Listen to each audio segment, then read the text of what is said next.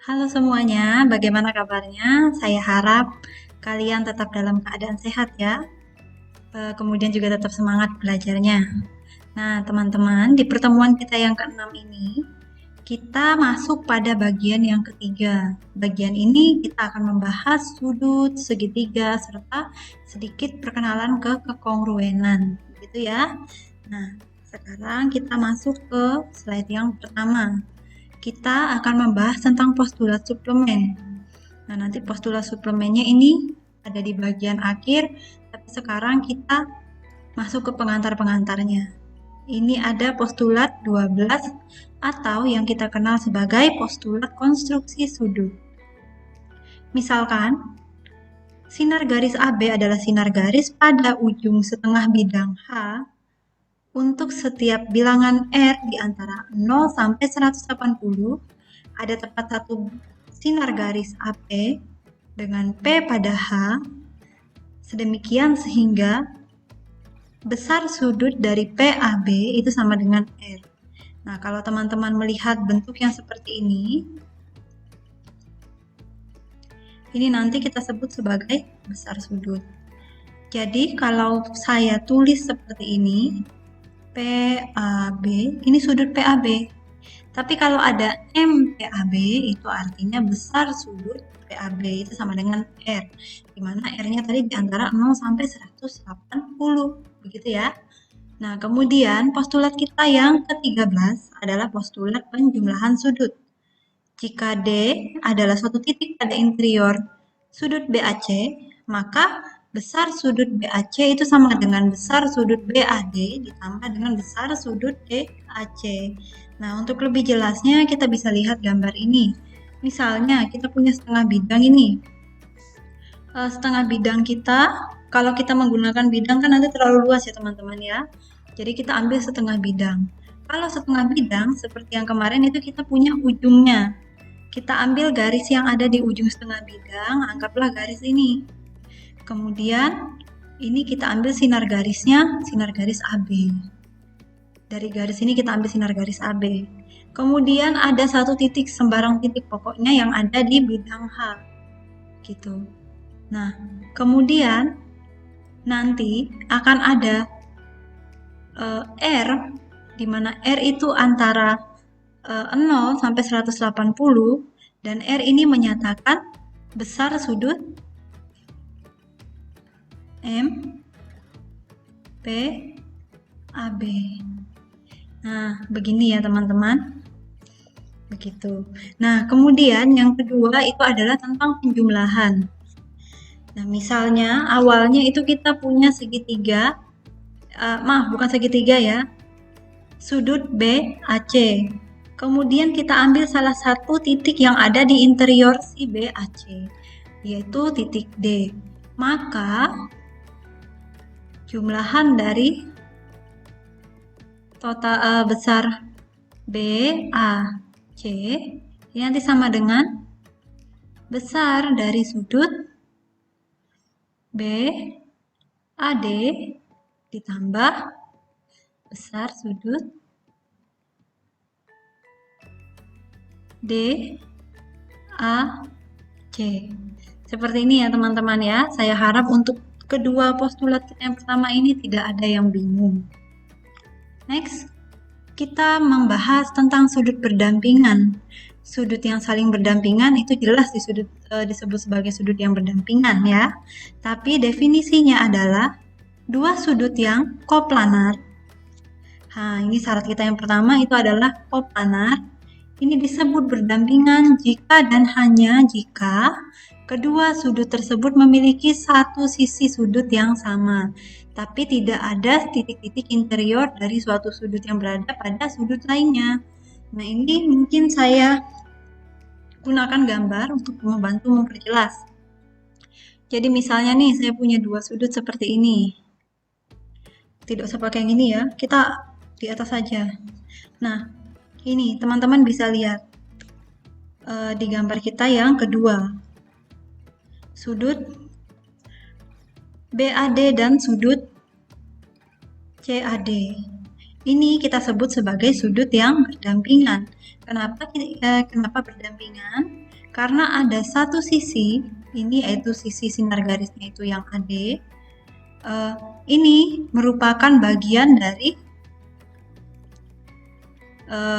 sudut CAD, juga merupakan bagian dari sudut BAD. Tapi tidak ada interior dari sudut-sudut yang lainnya dari BAD yang ada di CAD. Begitu juga sebaliknya. Kalau kita ambil titik interior di sini, tidak akan ada persinggungan dengan yang di sudut berikutnya. Gitu ya maksudnya. Nah, selanjutnya ada definisi tentang sudut-sudut suplementer.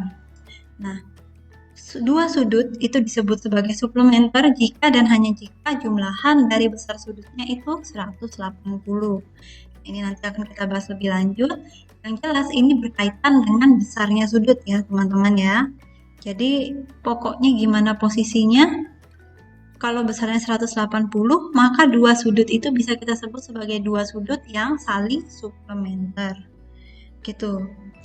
Nah, selanjutnya ada definisi dari pasangan linear. Dua sudut membentuk suatu pasangan linear jika dan hanya jika keduanya merupakan sudut berdampingan dan kedua sisi sudut yang berbeda membentuk sinar garis yang berlawanan. Nah, ini mungkin teman-teman bisa lihat di sini ya. Di gambar saya, teman-teman bisa lihat. Ini saya tambahkan titik ya di sini ya, supaya nanti jelas.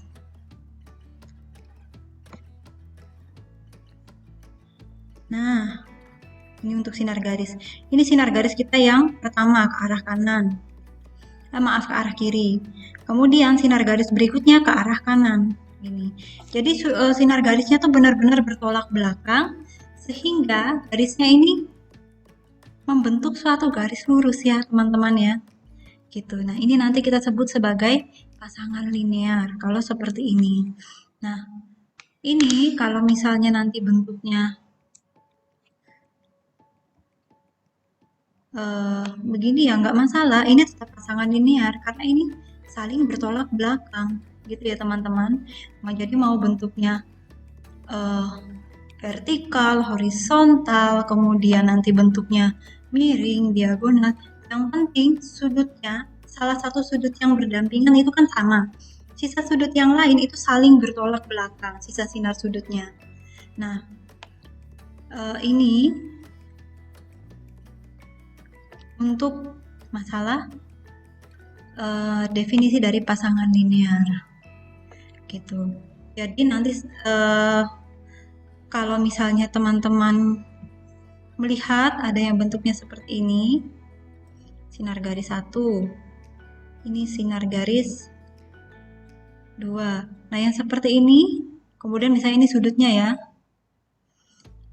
ini 3, ini 4. Ya, kalau dari sini kita lihat, teman-teman bisa lihat kalau ini yang sama ini nggak ada masalah ya. Sisi yang berbeda ini, ya memang arahnya berbeda, tapi tidak sepenuhnya bertolak belakang. Gitu ya teman-teman ya. Jadi nanti kalau pasangan linear dia harus 100% bertolak belakang. Gitu. Nah, yang ini berarti masuknya tidak linear.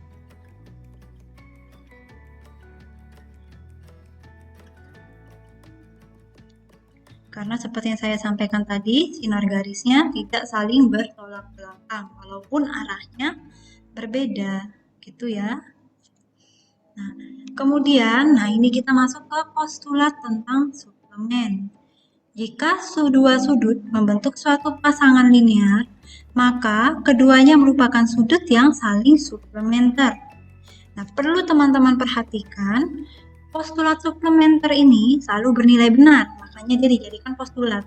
Tetapi konversnya yaitu sudut yang saling suplementer pastilah suatu pasangan linear. Itu tidak selalu bernilai benar teman-teman. Karena apa? Karena tadi sudut-sudut suplementer kan tidak ada syarat dia harus linear ya teman-teman ya. Jadi kalau misalnya sudutnya terpisah, saya buat seperti ini misalnya. Ini ada suatu bidang. Nah, bidangnya begini saja, bidang H. Di sini ada sudut. Kemudian sudut 1, anggaplah. Kemudian ini ada bidang, kalau di sini saya ambil bidang HI aja ya. Bidang I, ini sudutnya juga, ini sudut 2. Jumlahan sudut 1 ditambah jumlahan sudut 2. Kalau ini 180 derajat, maaf, jangan pakai derajat 180 saja. Jadi, kalau ini jumlahnya 180, ya dia tetap disebut sebagai sudut-sudut yang saling suplementer.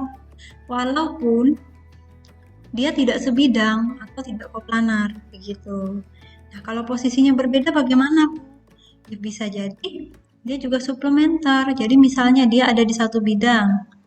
Nah, ini sudutnya yang pertama. Kemudian ini sudutnya yang kedua, terpisah seperti ini.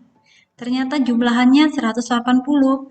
Ya tetap nanti dia saling suplementer. Begitu ya. Karena apa? Tadi di definisi kita tentang sudut-sudut yang saling suplementer itu tidak ada yang mengharuskan dia harus gandengan, dia harus sudut yang berdampingan, tidak ada ya teman-teman ya.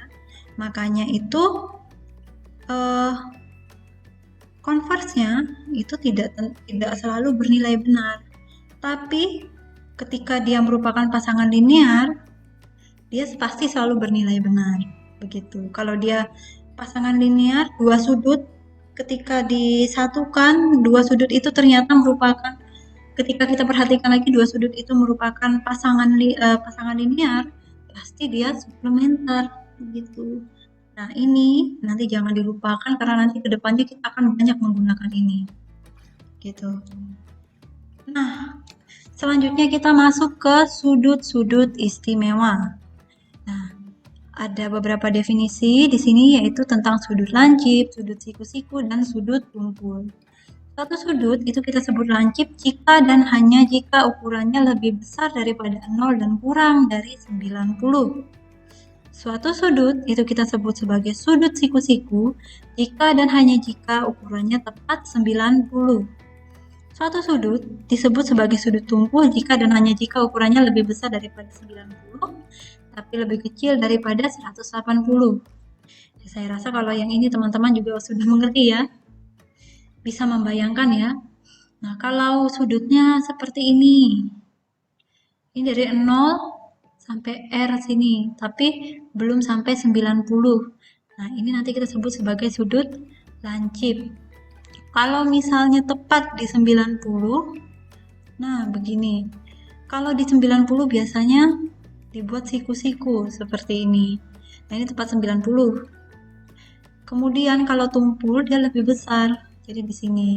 Atau saya buat di sini aja gambarnya. Nah, seperti ini. Maaf ya kalau kurang lebih ya.